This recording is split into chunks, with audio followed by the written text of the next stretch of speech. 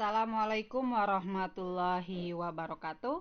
Alhamdulillahirabbil alamin. Hari ini kita berjumpa kembali dalam kegiatan pembelajaran melalui video pembelajaran. Kali ini kita akan membahas tentang keseimbangan pasar atau harga keseimbangan. Baiklah, sebelum kita lanjutkan belajarnya, jangan lupa subscribe channelnya, like, share, dan komen ya. Oke, kita langsung saja lihat apa itu keseimbangan pasar atau harga keseimbangan atau harga pasar. Harga pasar adalah harga yang disepakati antara penjual dan pembeli pada saat transaksi, atau harga yang terbentuk karena kesepakatan antara permintaan dan penawaran. Itu harga pasar. Oke, kita lanjut. Sekarang kita lihat bagaimana sih proses terjadinya harga pasar. Proses terjadinya harga pasar ada beberapa hal yang bisa mempengaruhi terjadinya sebuah keseimbangan harga di pasar. Yang pertama, penjualan menyediakan barang sesuai permintaan. Stok barang sesuai penawaran pembeli. Jadi penjual itu akan menyediakan sejumlah barang sesuai dengan barang yang diminta oleh pembeli. Begitu juga penyediaan barang yang dilakukan oleh penjual itu akan disediakan sesuai dengan kebutuhan pembeli. Kemudian yang ketiga adalah keseimbangan permintaan dan tingkat ketersediaan barang. Jadi harus seimbang antara permintaan barang yang dilakukan oleh konsumen dengan jumlah barang yang tersedia di dalam produsen atau penjual. Kemudian yang keempat adalah adanya kesamaan jumlah antara stok produsen dan permintaan konsumen. Jadi jumlah barang yang diminta konsumen harus sama jumlah stoknya dengan yang dilakukan oleh produsen, sehingga permintaan sama dengan penawaran. Oke?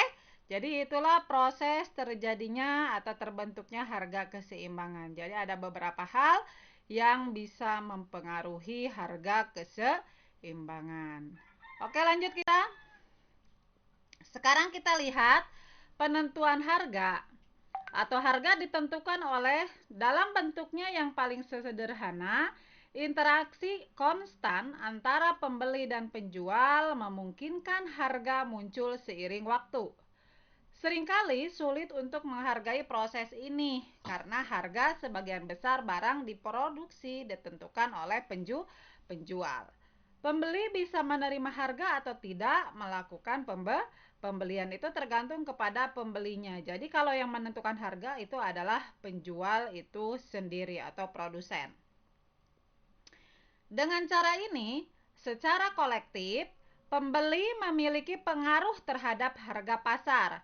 Akhirnya, harga ditemukan yang memungkinkan pertukaran terjadi, yaitu penjual yang rasional akan mengambil langkah ini lebih jauh dan mengumpulkan informasi pasar sebanyak mungkin dalam upaya untuk menetapkan harga yang mencapai jumlah penjualan tertentu pada awalnya. Agar pasar berfungsi, arus informasi yang efektif antara pembeli dan penjual sangat penting, sehingga akan terjadi kesepakatan harga antara penjual dan pembeli. Makanya harga terjadi. Itulah penentuan harga. Sekarang kita lihat menentukan keseimbangan pasar melalui harga. Harga ekuilibrium juga disebut juga harga pasar. Karena pada harga ini adalah nilai yang tepat untuk dibawa produsen ke pasar yang berisi target konsumen. Jadi harga yang dibawa oleh penjual yang menjadi target konsumen selaku permintaan, dan tidak akan ada sisa. Dalam artian di sini adalah bahwa harga tadi adalah kesepakatan antara produsen dengan konsumen. Itu baru terbentuk harga. Kondisi keseimbangan pasar dinyatakan secara matematis akan menjadi sebagai berikut, yaitu permintaan sama dengan penawaran atau demand sama dengan supply. Dirumuskan QD sama dengan QS. Itu fungsi dari harga keseimbangan pasar. Oke, kita lanjutkan. Kita lihat kurva keseimbangan pasar adalah sebagai berikut terbentuknya. Di sini 0 ada sumbu X itu adalah Q, sumbu Y itu adalah P atau harga.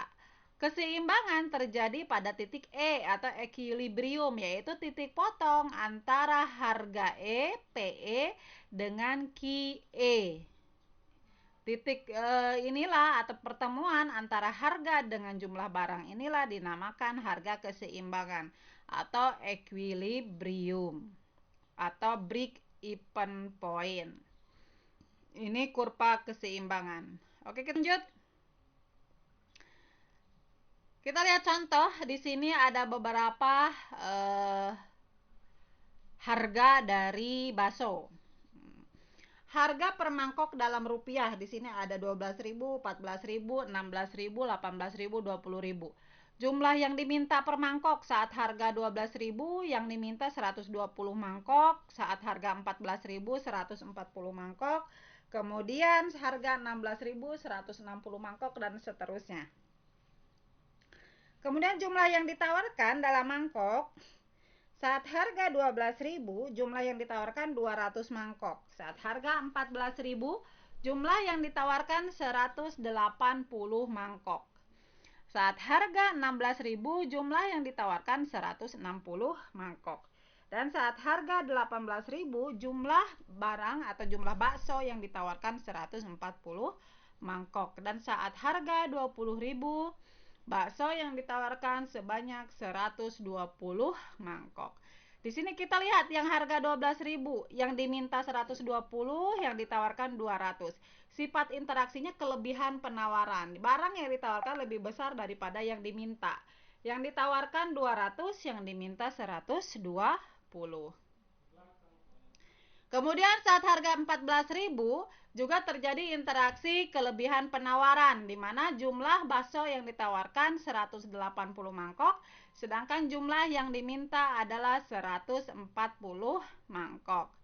Kemudian saat barang atau bakso yang ditawarkan 160 mangkok pada saat harga 16.000, jumlah bakso yang diminta juga 160 mangkok. Sehingga disinilah terjadi keseimbangan pasar karena jumlah barang yang ditawarkan itu sama dengan jumlah bakso yang diminta oleh konsumen.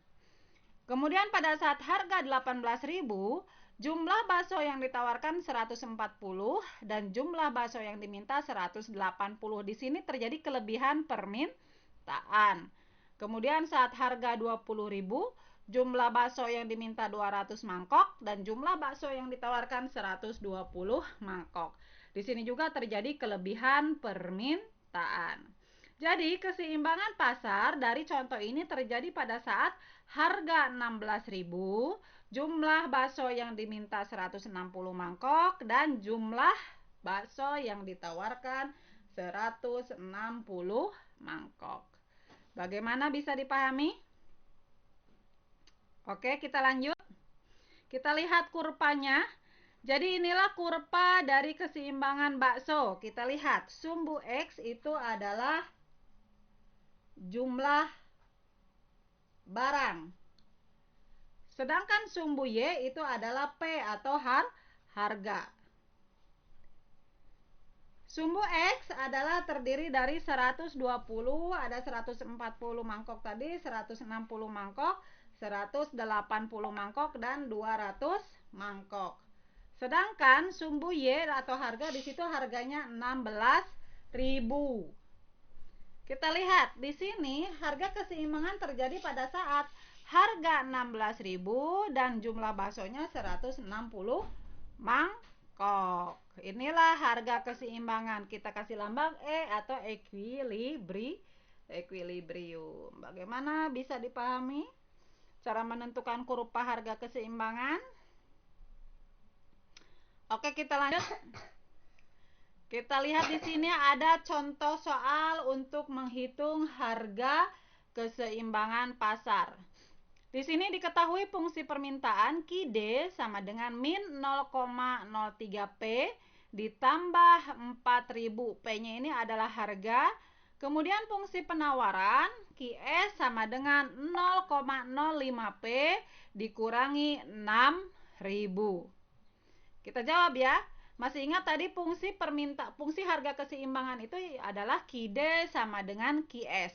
Jadi Ki D fungsi permintaan sama dengan fungsi penawaran. Fungsi permintaannya min 0,03P ditambah 4000 sama dengan fungsi penawaran 0,05P dikurangi 6000. Itu fungsi penawaran. Kemudian min 0,03P yang sebelah kanan kita pindahkan ruas ke kiri, yaitu yang 0,05P pindah ruas dari positif jadi negatif, jadi min 0,05P. Kemudian ditambah 4000, min 6000 pindah ruas ke sebelah kiri jadi plus, jadi ditambah 6000. Sampai sini bagaimana, bisa dipahami? Oke, lanjut kita. Min 0,03P min 0,05P. Min dengan min jadi plus ya. Jadi min 0,08P 4000 ditambah 6000 10.000. Jadi ditambah 10.000. Kemudian 10.000 ini kita pindahkan ruas dari positif jadi negatif. Jadi min 0,08P sama dengan min 10.000. P sama dengan min 10.000 dibagi min 0,08. Min dengan min jadi plus. 10.000 dibagi 0,08 jadi 125.000. Ini kita jadi sudah dapat harganya itu sebesar 125.000. Bagaimana sampai sini, bisa dipahami? Oke, mudah ya. Sekarang kita lanjut mencari Ki atau jumlah barang. Jika P sebesar 125.000, maka besar Ki kita rumuskan, kita pakai fungsi permintaan saja, yaitu Ki D sama dengan min 0,03P tambah 4000. Yang ini kita boleh menggunakan fungsi permintaan ataupun menggunakan fungsi penawaran. Terserah kalian mau menggunakan fungsi mana ya. Oke, kita langsung masukkan. P-nya kan 125.000, jadi min 0,03 dikali P. P-nya 125.000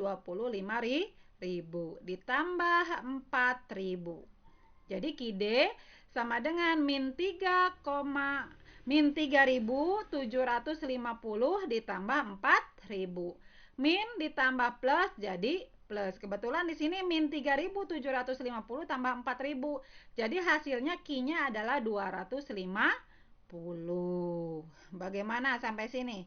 Jadi kita sudah memperoleh nilai P atau harga dan jumlah barang. Jadi harga pasar terbentuk pada saat tingkat harga adalah 125.000 dan jumlah barang atau Q adalah 250 unit. Inilah contoh dari perhitungan harga keseimbangan. Bagaimana, bisa dipahami? Baiklah, sampai di sini dulu materi harga keseimbangan atau keseimbangan pasar. Semoga materi ini berguna dan dapat membantu kalian dalam proses kegiatan belajar. Jangan lupa subscribe channelnya, like, share, dan komen. Dan semoga channel ini bisa menjadi tambahan referensi buat kalian dalam belajar di rumah. Baiklah, sampai di sini dulu. Assalamualaikum warahmatullahi wabarakatuh.